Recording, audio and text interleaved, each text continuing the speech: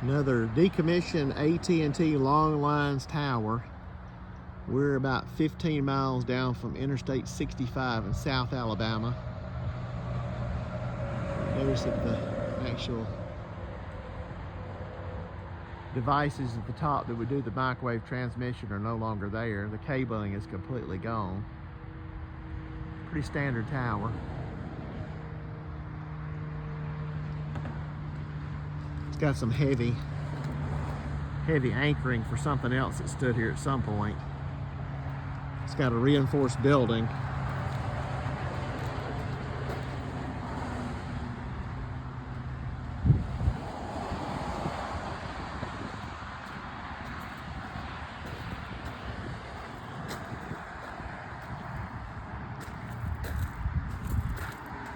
Actually, we're in Stapleton, Alabama. You got your big building here. It's locked up.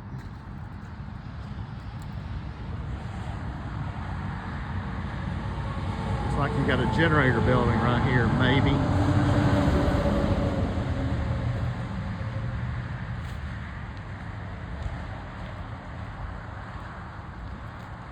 She goes straight up.